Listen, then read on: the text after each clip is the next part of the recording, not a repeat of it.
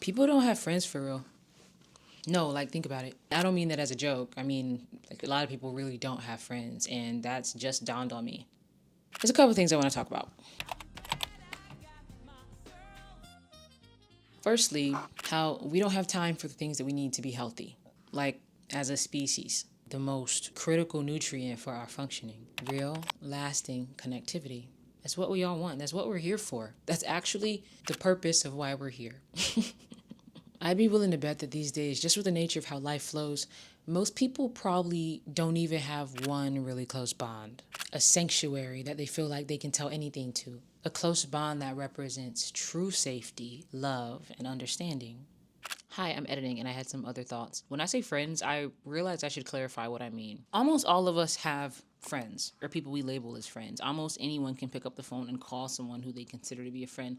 But that doesn't mean that we actually share a bond with them, if that makes sense. Because it could also just be a friendship between two masks. You present as one way in a social setting and they present as one way in a social setting, and you guys meet and your personas become friends, but it's not something that deeply permeates. So when I say people don't have friends, I mean that real I see you, you're safe here type of friendship. And then there's always like the gray area, because we all have people who we've stayed friends with since grade school just because there's so much history there. But it doesn't mean that your bond is active or deepening at this stage in your life. So you can still feel lonely in the presence of said friends. We are meant to be part of an interconnected network of souls, ideas, different perspectives, constantly expanding us, breathing into us, and reminding us just by constant exposure that we're part of something bigger. And everything that we're dealing with on a personal and individual basis is actually quite small in the grand scheme of things. Having a real life, healthy, social world keeps that in perspective for you. It's better for your nervous system. It's better for your soul. It's better for your mind.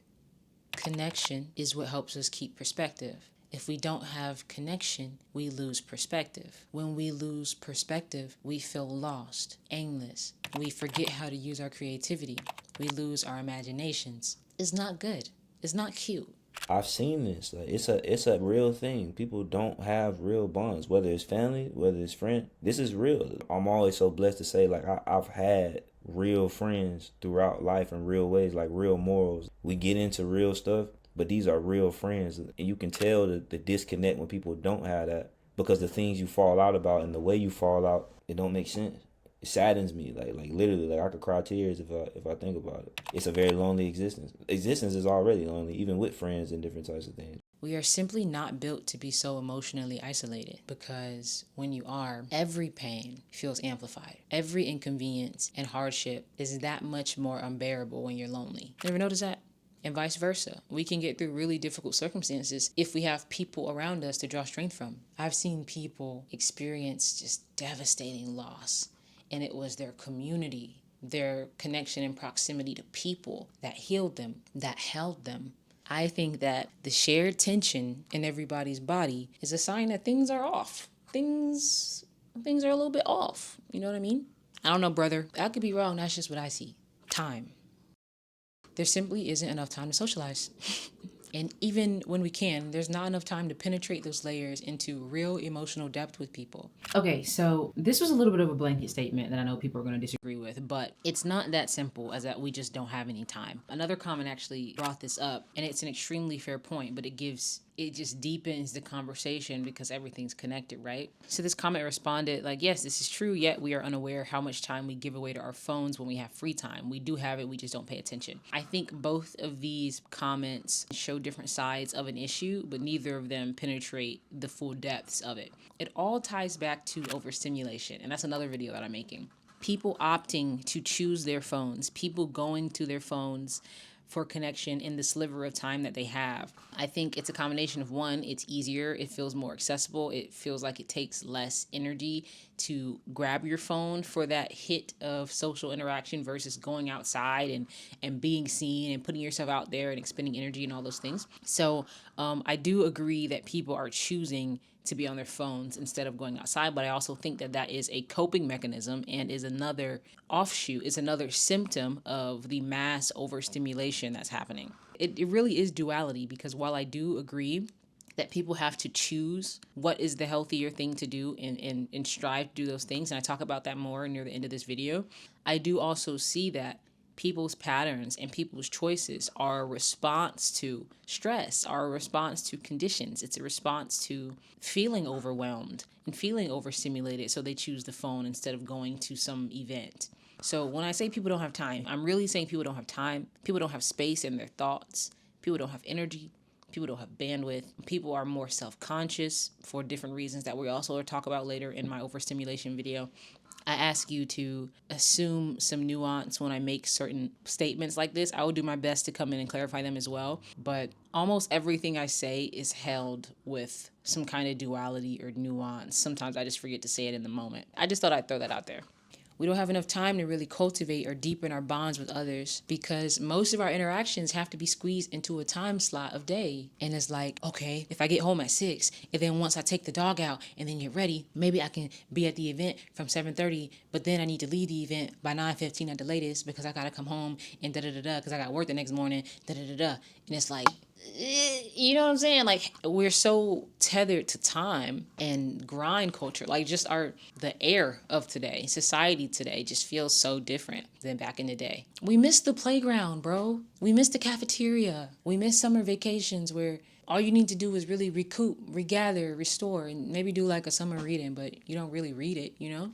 I also think it's healthy to continually be meeting new people and forming new bonds. Life should really be this ever expanding garden of new connections. You know, when I look around and I talk to people, you know, it feels like no one has the time to plant those new seeds or let alone water or cultivate the seeds that have already been planted. You know, it's funny because, come on, y'all, the earth moves in seasons, and so do we. But the systems that we live under, remember, they're not natural, and it is not the only lens. There are other ways and more optimal, healthier ways to carry out a human existence and to organize the energies of people. I think there are healthier ways to go about it. The systems and structure we've been ushered into, one, has changed and become more constricting over time, faster paced with just less reverence for the soul, it feels like. And two, these systems weren't built for our optimal functioning as spiritual beings to begin with. It's all been built for the optimization of profit. So of course, we're the ones who get the short end of the stick. The laborers, the people, the workers, the people who actually making the machine go are getting the short end of the stick. But the corporations that it's feeding, that's just how the world works. We're batteries. We're literally batteries to power a system that is really ultimately just draining us. Sorry, not to make it dark, but like,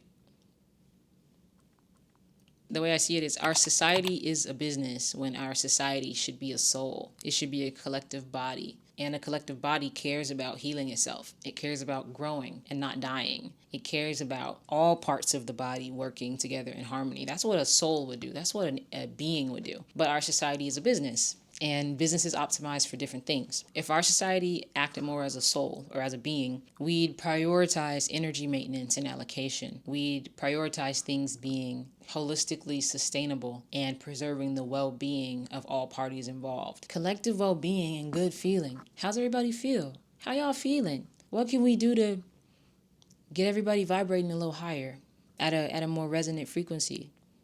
What can we do to help bring people home, you know?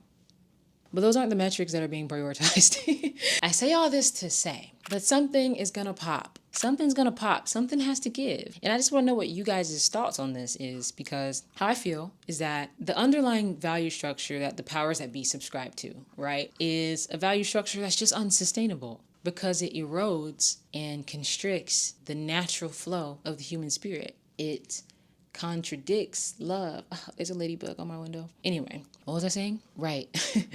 It erodes and constricts the natural flow of the human spirit. It contradicts love. It doesn't make enough space or leave enough room for love to flow in the abundance that love would like to flow in. And I think that pressure builds up and will eventually pop. And I think that's the tension and the pressure that we're all feeling. But I'm optimistic. I'm optimistic seeing things run its course, you know? This wasn't meant to become like a society rant, but yes, it was. It was always going to be that. It was always going to be that. We have to continue to prioritize the right things for our souls and our journeys, despite what very powerful corporations try to convince us to care about, despite how much, ad buy and money they put into media to make us value and prioritize certain things. We don't have to care about them. We can get back to our centers. We can remember what matters to us. We can assess our motivations and you know, do checkups on our values and see if we are moving in alignment with what we really want to do, or if we're letting the world tell us what we should be doing.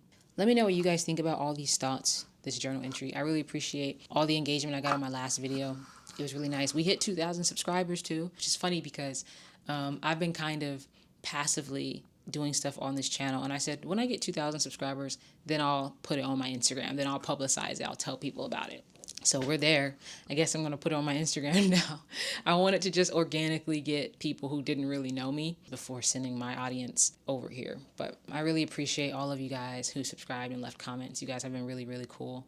Some of the dialogues between you guys, it actually opened my eyes a lot and made me go deeper into certain ideas. So yeah, very, very cool. Yeah, if you like this video, please leave it a like, leave it a comment. It really helps. Consider subscribing. I mean, consider subscribing, you know, if you want to. No pressure. I'm not your mom. Follow me on Instagram at DesiJones_. I'm also on Threads. I'm not really on TikTok, but I'm about to be on TikTok. So let me know what you guys think. I really want to hear y'all's thoughts on friendship, on society, on overstimulation. I didn't even get into the overstimulation side of things. I'll save that for another video. Let me know what you guys think, and I'll see you in the next one.